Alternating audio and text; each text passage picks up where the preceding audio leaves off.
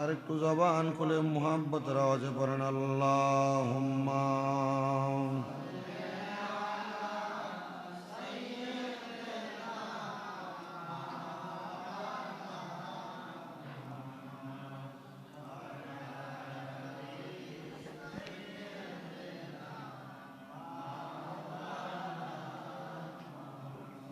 দনে গরিব হইতে পারি, আমরা মনে গরিব হব না। আল্লাহ দয়া করে এ গরিবদের দেখান সোনার মদিনা। আল্লাহুম্মা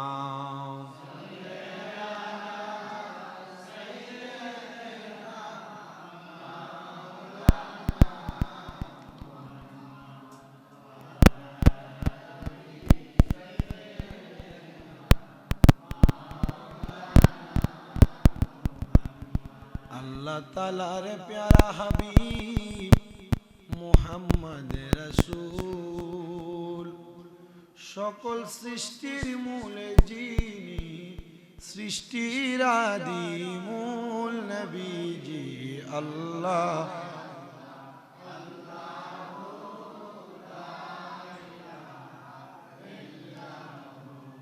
আল্লাহ আল্লাহ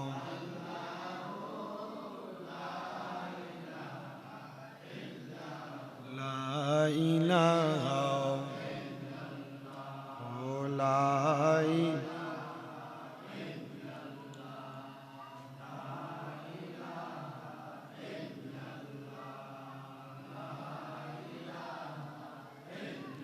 হাসবি রব্বি জাল্লাল, পড়েন হাসবি রব্বি জাল্লাল ও মা ফি কলবি, নূর মুহাম্মদ, পড়েন নূর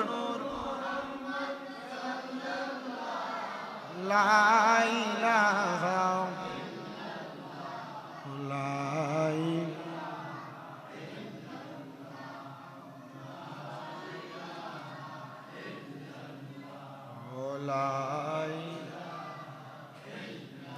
আমরার মনের বেদনা বোঝাইলে কেউ বোঝে, বলেন আমরার মনের বেদনা মনরে বুঝাইলে কেউ, শোনাইলে কেউ শোনে না, বলেন শোনাই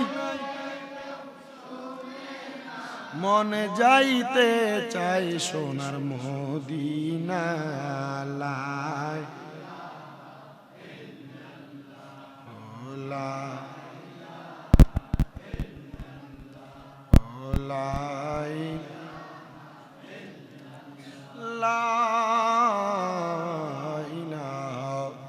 ইল্লাল্লাহু মুহাম্মাদুর রাসূলুল্লাহ সাল্লাল্লাহু আলাইহি ওয়াসাল্লাম। মুহাব্বতের আওয়াজে পড়েন আলহামদুলিল্লাহ। মুআজ্জিজ সদরে মুহতারাম, দিগার দিনদার ইমানদার মুত্তাকিন, এ দৌলতপুর জামি মসজিদের সম্মানিত মুসল্লিনে কেরাম, মহান আল্লাহ জাল্লা শানুহু পবিত্র জমাদিউল আউয়াল মাসে তৃতীয় জুমার নামাজ আদায় করার জন্য আল্লাহর ঘর মসজিদে আমাদের প্রত্যেককে আসার, বসার এবং জুমার নামাজের তাকরীর শ্রবণ করার তৌফিক আল্লাহ দান করেছেন। আল্লাহ তাআলার দরবারে সেই শুকর গুজার করে মুহাব্বতের আওয়াজে করি আলহামদুলিল্লাহ। উপস্থিত হাজিরিন, জুমাদিউল আউয়াল মাসের এই তৃতীয় জুমার আলোচ্য বিষয় হচ্ছে আস-সাবরু ফিল মারাদি ওয়াল মুসিবাতি রোগ ব্যাধি এবং বিপদে ধৈর্য ধারণ করা।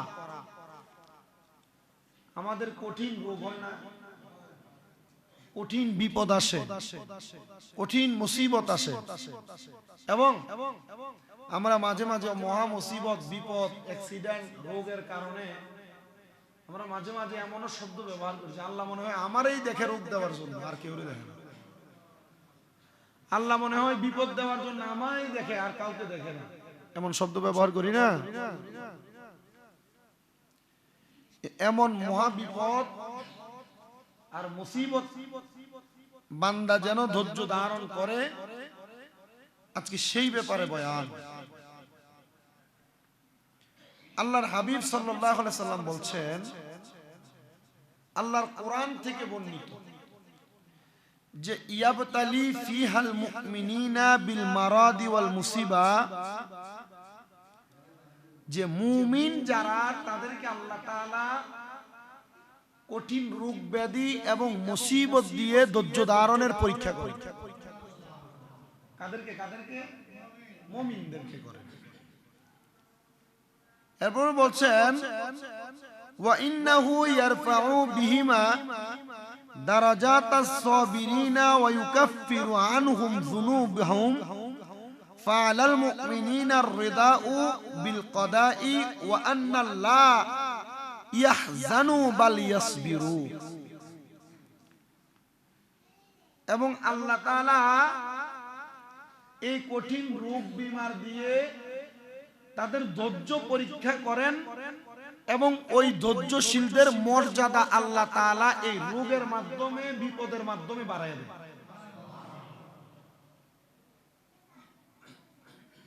শুধু মর্যাদা বাড়ায় দেন না, মর্যাদা বাড়ানোর সাথে সাথে ইউকাফফিরু আনহুম যুনুবাহুম ফালা, আল্লাহ তাআলা ওই বান্দার এই রোগের মাধ্যমে, বিপদ দিয়া তার গুনাহগুলা মাফ করে দেয়।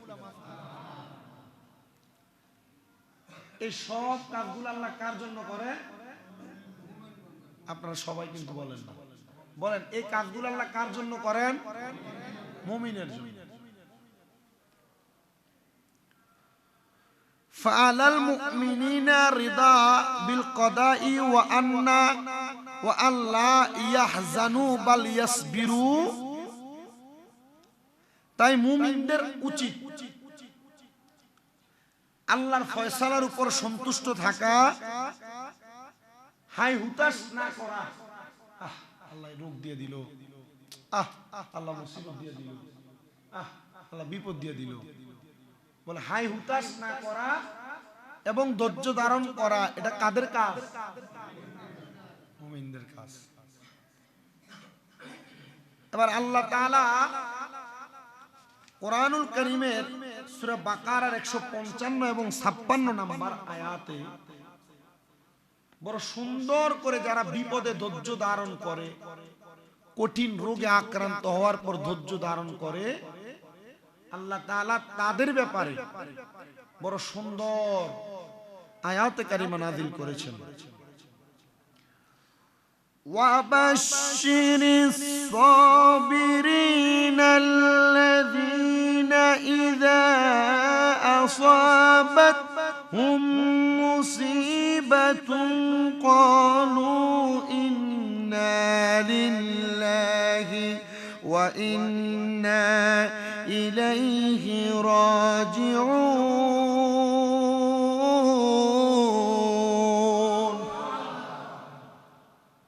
আল্লাহ তাআলা বলেন, আপনি ধৈর্যশীলদেরকে সুসংবাদ দেন। যারা ধৈর্যশীল তাদেরকে সুসংবাদ দেন, যারা তাদের উপর বিপদ পতিত হইলে, তাদের বিপদ আসলে তারা যেন বলে আমরা তো আল্লাহরই। আমরা কার?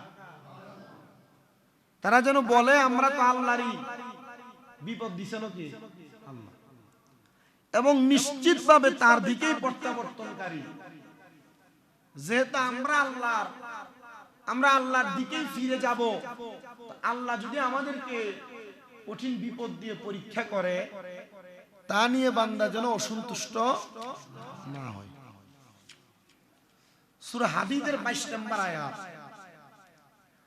আল্লাহ তাআলা সেই আয়াতের মধ্যে বলতেছেন, যারা অভাব অনটনে, দুঃখ কষ্টে, দুই জায়গা, এক নাম্বার অভাব অনটনে, দুই নাম্বার দুঃখ কষ্টে, তিন নাম্বার সংগ্রাম এবং সংকটে, যুদ্ধ করার সময় আর ধৈর্য ধারণকারী, তারা হলো সত্যপরায়ণ এবং তারাই হলো দুনিয়াতে সবচেয়ে বেশি আল্লাহকে ভয় করেওয়ালা। অভাবের ভিতরে যারা ধৈর্য ধরে, দুঃখ কষ্টের সময় যারা ধৈর্য ধরে, যুদ্ধ করার সময়, সংগ্রামের সময় যারা কষ্ট করে, আল্লাহকে সবচাইতে ভয় করে কারা? তারা। আল্লাহ তাআলা আবার ঘোষণা করছেন, পৃথিবীতে অথবা ব্যক্তিগত জীবনে তোমাদের উপর যে বিপর্যয় আসে, আমি তা সংগঠিত করার পূর্বেই তোমাদের তকদিরে লিপিবদ্ধ করি। আমার আগামীকালকে জ্বর হবে, আমার 10 দিন পরে রাস্তায় আমি হোঁচট খেয়ে পড়ে যাব। আল্লাহ তাআলা বলছেন, এই কাজ সংগঠিত হওয়ার আগে আল্লাহ কি করেন? আমাদের তকদিরের মধ্যে লিপিবদ্ধ করেন। আর এই জন্যই কিন্তু আমরা ওই যে শবে বরাতের রাতে বেশি ইবাদত করি, কারণ শবে বরাতের রাতে আমাদের তকদিরের ভালো এবং মন্দ লেখা হয়। তো বান্দা যত বেশি ইবাদত করে তত বেশি ভালো লেখা হয়, আর যত বেশি ইবাদত থেকে বঞ্চিত দূরে থাকে তত তার আমলনামার ভিতরে কি লেখা হয়? তকদিরে বাজে জিনিস, খারাপ জিনিস লেখা হয়।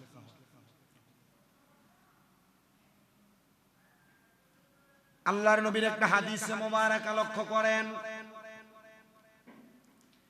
যে মহা বিপদ, কঠিন বিপদে পড়ার কারণে আল্লাহ তাআলা বান্দাকে কেমন পরীক্ষা করেন। আল্লাহর হাবিব বলেন, আইয়ুন নাসি আশাদ্দুল বালা। সাহাবায়ে কেরাম আমার নবীকে প্রশ্ন করেন, মানুষের মাঝে কার বিপদের পরীক্ষা সবচেয়ে কঠিন হয়? নবী আমার বলেন, ক্বালাল আম্বিয়াউ সুম্মাল আমসালু ফাল আমসাল। আল্লাহ তাআলা দুনিয়াতে সবচাইতে বেশি পরীক্ষা করেছেন নবীদেরকে, তারপর আমার আল্লাহ তাআলা যাদেরকে পরীক্ষা করবে তারা হলো মুমিন, নেককার বান্দা, নেককার বান্দা যারা নেককার, যারা নামাজ পড়ে, রোজা রাখে, হজ করে, যাকাত দেয়, দান সদকা করে, আমার আল্লাহ তাআলা তাদেরকে বেশি বিপদ দিয়ে পরীক্ষা করেন। আল্লাহর হাবিবের আরেকটা হাদিসে মুবারাকার মধ্যে আমার নবী বলেন, ইন্নাল মুমিনিনা ইযা আসাবাতু, মুমিন ব্যক্তি যখন অসুস্থ হয়ে যায়, আসাবাহুস সাকাবু সুম্মা আফাহুল্লাহ মিনহু কানা কাফারাতুন লিমা মাদা মিন যুনুবিহি ওয়া মাউইযাতান লাহু ফিহা ইয়াস্তাকবিলু। আল্লাহর নবী বলেন, আল্লাহ তাআলা তাকে রোগ মুক্তি দান করেন। মুমিন বান্দা যখন অসুস্থ হয়ে যায়, আল্লাহ তখন তার রোগ মুক্তি দান করেন। এটা তার অতীতের গুনাহের কাফারা স্বরূপ। মানে আমার আল্লাহ তাআলা মুমিন বান্দাকে কঠিন রোগ দেওয়ার পরে যখন রোগ থেকে শিফা দান করে, আল্লাহর নবী বলেন, এই কঠিন রোগ দিয়া আল্লাহ মুমিন বান্দাকে রোগ থেকে শিফা দান কইরা আল্লাহ বান্দার জীবনের গুনাহগুলো মাফ করে দেয়। আল্লাহর নবী বলে, শুধু মাফ করেন না, মুমিন বান্দার জন্য মিন যুনুবিহি ওয়া মাউইযাতাল্লাহু, এটা তার জন্য উপদেশ। এ বান্দা, তুমি রোগাক্রান্ত হয়ে ধৈর্য ধারণ করা থেকে সরে যাও না। আমি আল্লাহ তাআলা তোমাকে কঠিন রোগ থেকে শিফা দান করে তোমাকে জীবনের গুনাহগুলো আমি আল্লাহ তাআলা মাফ করে দেই। আবার তার পাশাপাশি ওয়া ইন্নাল মুনাফিকা ইযাল মারিদা, পক্ষান্তরে যখন কোন মুনাফিক অসুস্থ হয়ে যায়, আল্লাহর নবী বলেন, সুম্মা উফিয়া কানা কাল বাঈরি আকালাহু আহলুহু সুম্মা আরসালুহু ফালাম ইয়াদরি লাম আকুলুহু ওয়ালাম ইয়াদরি লিমা আরসালুহু। আল্লাহর নবী বলেন, তখন ওই মুনাফিক অসুস্থ হওয়ার পর তার রোগ বালা করা হয়, রোগ থেকে মুক্তি দেওয়া হয়। তবে নবী বলেন সে তখন এমন উটের মতো যাকে যার মালিক শক্ত করে বাঁধার পর ছেড়ে দিল। মুনাফিকের ব্যাপারে আল্লাহ তাআলার নবী বলেন মুনাফিককে রোগ থেকে মুক্তি দেওয়া হয়, তবে তার অবস্থা এমন, একটা উটকে তার মালিক যদি শক্ত করে বেঁধে রাখে আবার ছেড়ে দেয়, শক্ত করে বেঁধে রাখে আবার ছেড়ে দেয়। একটা মুনাফিক অসুস্থ হয়ে গেলে তার অবস্থা এমন হয়। তখন আল্লাহর হাবিব বলেন কিন্তু সে জানলো না তার মালিক তারে কেন শক্ত করে বাঁধলো, আবার তারে কেন ছাইরা দিল। মুনাফিক যারা, বেঈমান যারা অসুস্থ হয়ে যায়, বিপদে পড়ে যায়, আবার বিপদ থেকে উদ্ধার হয়ে যায়, তারা চিন্তা করে মনে হয় আল্লাহ আমারে রোগ দিছে, আল্লাহ আমারে ভালো করছে। কিন্তু আল্লাহ কেন তারে রোগ দিছে বান্দা একবারও চিন্তা করে না।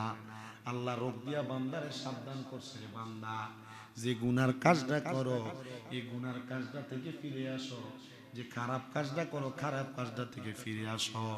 এই রোগ দিয়া আমি আল্লাহ তাআলা তোমাকে সিগন্যাল দিয়েছি, বান্দা তুমি আমার পথে চলে আসো, আর নচেত এর চাইতে বড় কঠিন মহামারী দিয়ে তোমাকে পরীক্ষা করা হবে। পরেন নাউজুবিল্লাহ। এই জন্য আমার আল্লাহ তাআলার পরীক্ষা বড় কঠিন পরীক্ষা। আল্লাহর নবী আরেকটা হাদিসে মুবারকের মধ্যে বলেন মায়ুসিবুল মুসলিমা মিন নাসাবিন ওয়ালা ওয়াসাবিন ওয়ালা হাম্মি ওয়ালা হুজনিন ওয়ালা আযাব ওয়ালা আযান ওয়ালা হাম্মি হাত্তা শাওকাতি ইউশাকুহা ইল্লা কাফফারাল্লাহু বিহা মিন খতায়া। আল্লাহর নবী বলেন মুসলিম ব্যক্তির উপর যে সকল কষ্ট আসে, যে সকল রোগ ব্যাধি আসে, যে সকল দুশ্চিন্তা আসে, আঘাত আসে, পেরেশানি আসে, এমনকি কাঁটা যদি তার দেহের মধ্যে ফুটে দেওয়া হয়, কাঁটা দিয়ে যদি তার দেহের মধ্যে আঘাত করা হয়, এসবের মাধ্যমে আল্লাহ তাআলা মুমিন ব্যক্তির জীবনের গুনাহগুলো মাফ করে দেয়। বারবার এই কথা বলছেন যদি কোনো মুমিনের উপর কোনো কষ্ট আসে, রোগ ব্যাধি আসে, উদ্বেগ উৎকণ্ঠা দুশ্চিন্তা আসে, আঘাত আসে, পেরেশানি আসে, তার শরীরের মধ্যে কেউ যদি কাঁটাও ফুটে দেয়, আল্লাহর নবী বলেন মুমিন যেন ধৈর্য হারা না হয়। আমার আল্লাহ তাআলা ওই মুমিনটাকে এমন বিপদ আর মহামারী রোগ দিয়া চিন্তা দিয়া পরীক্ষা করি।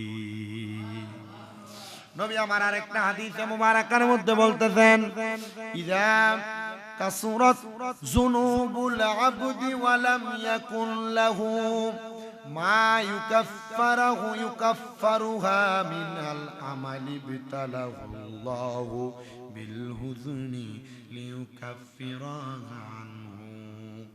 নবী আমার বলেন যখন কোন বান্দার গুনাহ বেশি হয়ে যায় এবং তার এমন কোন আমল নেই যা তার গুনাহের কাফফারা হতে পারে, বান্দার যখন বেশি গুনাহ হয়ে যায়, তার আমল নামার মধ্যে এমন কোন নেক আমল নাই যেটা দিয়ে তার ওই গুনাহগুলো maaf করা হবে, তখন আমার আল্লাহ তাআলা ওই বান্দাটাকে দুঃখ কষ্টের মধ্যে পতিত করেন, আর ওই দুঃখ কষ্ট দিয়া ওই মুমিন বান্দার গুনাহের কাফফারা আদায় করে।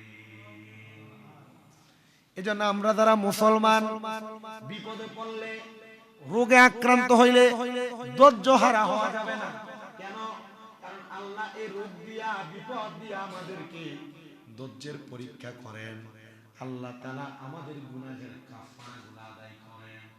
আল্লাহ বলেন আমি চাই আমার বান্দা দুনিয়া থেকে গুনাহ maaf করে কবরে আসুক। সুবহানাল্লাহ পড়েন। আল্লাহর নবীর আরেকটা হাদিসে মুবারাকা নবী বলেন মা ইয়াযালুল বালাউ বিল মুমিনিল ওয়াল মুমিনাতি ফি নাফসিহি ওয়া ওয়ালাদিহি ওয়া মালিহি হাত্তা ইয়ালকাল্লাহ ওয়া মা আলাইহিল খাতিয়াহ। আল্লাহর নবী বলেন হে দুনিয়ার মানুষের দলেরা, মুমিন নারী পুরুষ তার উপর, তার সন্তানের উপর, তার ধন সম্পদের উপর অনবরত বিপদ লেগে থাকে। যারা মুমিন মানুষ, মুমিনদের স্ত্রীর উপরে, মুমিনদের সন্তানের উপরে, মুমিনদের পরিবারের উপরে অনবরত বিপদ রোগ বালা মুসিবত লাইগা থাকে। আল্লাহ কি বলেন আমরা মুমিন হইলাম, আপনি বলতেছেন মুমিনদের উপরে বিপদ রোগবালা মুসিবত লাগিয়া থাকে, কারণ কি? আল্লাহর নবী বলেন এই কারণে তাদের উপর বিপদ মুসিবত লেগে থাকে। আল্লাহ কেন কেন কেন আপনার কাছে জানতে চাই। আল্লাহ তাআলা বলতেছেন ওয়া মালিহি হাত্তা ইয়ালকাল্লাহ ওয়া মা আলাইহিল খতিয়া। আল্লাহ তাআলা চান বান্দা যেন গুনাহ মুক্ত ভাবে আল্লাহর সাথে সাক্ষাৎ করে।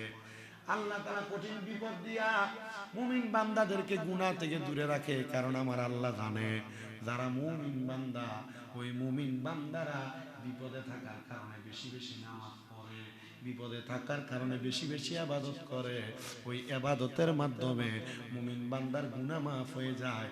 আর আমার আল্লাহ কয় মুমিন বান্দা যখন ওই বিপদে পড়ে ইন্তেকাল করে, ইন্তেকালের পরে বান্দা তখন গুনাহ ছাড়া আমার সাথে সাক্ষাৎ করে। ধরে কোন সুবহানাল্লাহ। এজন্য যারা মুমিন তারা বিপদে পড়লে হতাশাগ্রস্ত হয় না, যারা মুসিবতে পড়লে হতাশাগ্রস্ত হয় না। যারা মুমিন তারা যদি অভাবে পড়ে হতাশাগ্রস্ত হয় না, যারা মুমিন রোগে আক্রান্ত হলে হতাশাগ্রস্ত হয় না। কেন? মুমিন জানে এই বিপদ আর অভাব অনটন দিয়ে আল্লাহ মুমিনকে পরীক্ষা করে। আল্লাহর নবী বলেন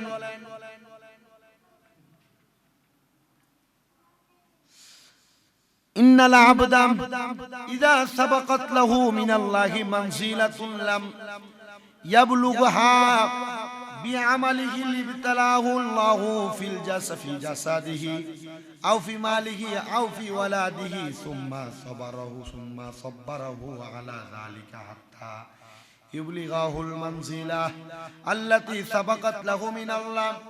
নবী আমার বলেন যখন বান্দার জন্য কোনো মর্যাদা নির্ধারণ করা থাকে কিন্তু তার আমল দ্বারা ওই মর্যাদায় পৌঁছাইতে পারে না। আপনার জন্য একটা মর্যাদা, আপনি এলাকার মেম্বার হবেন, কিন্তু আপনার এমন কোনো আমল নাই যে আমল দিয়ে আপনি মেম্বার হবেন।